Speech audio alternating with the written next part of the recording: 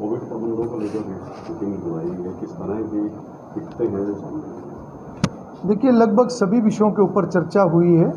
क्षेत्र के अंदर जो कोविड की स्थिति है उसके ऊपर चर्चा हुई है, जो व्यवस्थाएं हैं उनके ऊपर चर्चा हुई है, क्या क्या व्यवस्थाएं बनी हैं और किस तरीके से उन व्यवस्थाओं को और अच्छे तरीके से इस्तेमाल किया जा सके। ख़ास तौर पर देहात के अंदर जो पिछले कुछ दिनों से एक चिंता का विषय बना हुआ है कि देहात के अंदर कोरोना ज़्यादा ना फैले, तो उस बारे में भी एक डिटेल में चर्चा हुई है कि कैसे पूरे सब मिलकर एक जागरूकता अभियान भी गांव के अंदर चलाएं, सैनिटाइजेशन भी गांव के अंदर किया जाए और लोगों का सहयोग उस नाते से भी मिले कि लोगों को जितनी विषय की गहराई से जानकारी होगी उतनी ही लोग गंभीरता से बातों को समझते भी हैं।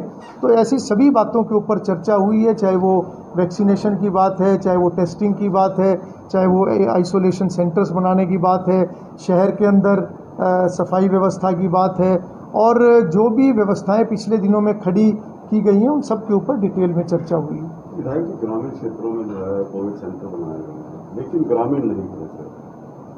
देखिए, ये विषय भी अभी आया है कि कई बार लोगों को जानकारी होने के बाद भी कि जो वो कोरोना पॉजिटिव है और उनको आइसोलेट होना चाहिए, तो कई बार लोग उससे परहेज करते हैं, कई तरह की शंकाएं होती हैं। तो वो भी बात अभी हुई है कि ये बात जिम्मेवार जो गांव के लोग हैं, जो प्रोमिनेंट लोग हैं या जो भी एक हमारे सरकार की तरफ से जो भी वर्कर्स वहाँ पर हैं किसी भी डिपार्टमेंट के, एक टीम बनाकर वो वहाँ पर काम करें, लोगों में जागरूकता ज़्यादा से ज़्यादा फैलाएं और उनको ये महसूस कराएं कि ये किस लिए ज़रूरी है। अगर कोई एक व्यक्ति कोरोना पॉजिटिव है तो उसको तुरंत आइसोलेट होना ज़रूरी है ताकि परिवार के बाकी सदस्य भी सुरक्षित रह सकें।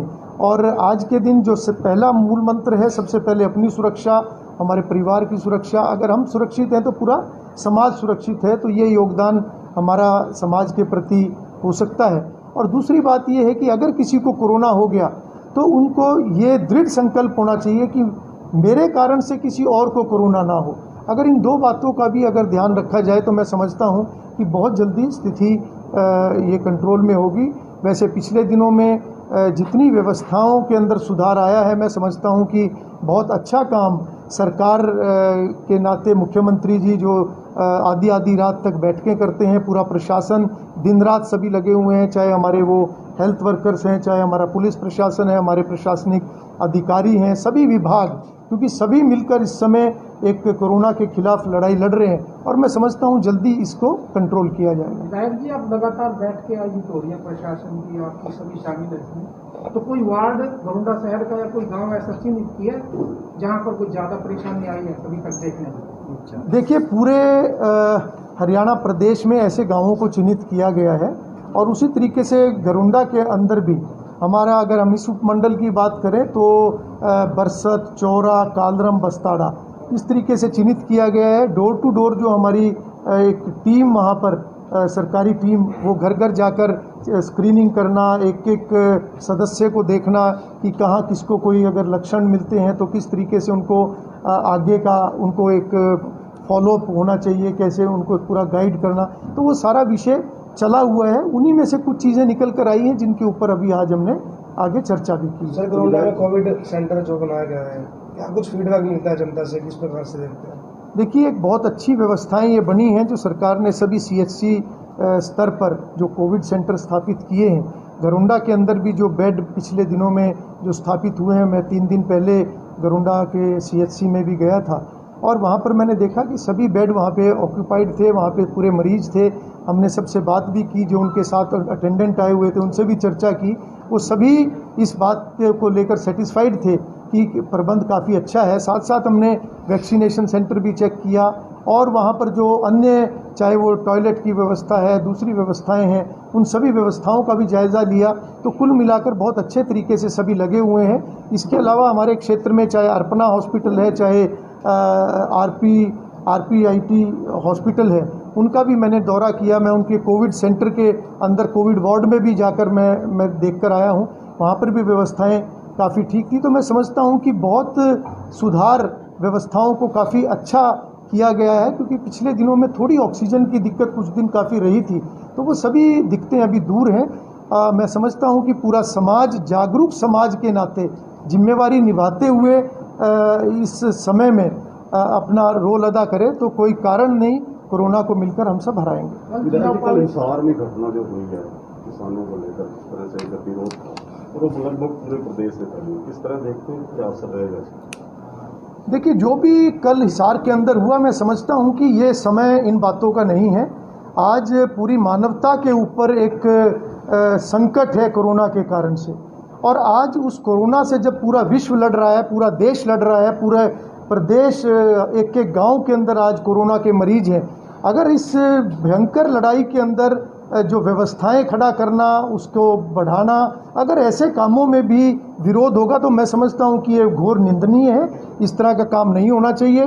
किसान बहुत संयमित होते हैं, मैं खुद किसान परिवार से हूं। किसान कभी इस तरह का काम नहीं करते, मगर किसान का चोला पहनकर अगर कोई इस तरह की गलत हरकत करता है तो मैं समझता हूं कि पूरे समाज को इसकी निंदा करनी चाहिए। ये समय एकजुट होकर कोरोना के खिलाफ लड़ाई लड़ने का है, कोरोना को हराने का है, समाज को बचाने का है, खुद को बचाने का है। ये समय इस तरह के कामों का बिल्कुल नहीं है। मुख्यमंत्री जी अगर पानीपत और हिसार में गए हैं तो मैं समझता हूं कि एक बहुत अच्छा काम जो 24 अप्रैल को मुख्यमंत्री जी ने योजना बनाई थी और 15-16 अप्रैल को अस्पताल की स्थापना होना, मैं समझता हूं कि इतने कम समय के अंदर आज की इमरजेंसी के हालात को देखते हुए सरकार और पूरा सरकारी अमला जिस तरीके से लगा हुआ है, और मुख्यमंत्री जी जो हर जिले में खुद जाकर व्यवस्थाओं का जायजा ले रहे हैं, तो मैं समझता हूं कि ऐसे समय में किसी भी तरह का विरोध करना ये बिल्कुल किसी भी तरीके से उचित नहीं है। लॉकडाउन की हिदायतों को लेकर सरकार और प्रशासन के दोहरे मापदंड क्यों हैं? क्योंकि जिस तरह से कल हुआ और प्रदेश के सभी टोल प्लाजाओं पे उनके ऊपर हुआ, लेकिन वहां जो लॉकडाउन की हिदायतें थी वो लागू नहीं थी। ऐसे में उनके खिलाफ एक्शन नहीं लेता प्रशासन, जबकि एक व्यक्ति यदि वो मास्क नहीं लगाता तो उसका चालान कर दिया। तो ये दोहरा मापदंड क्यों?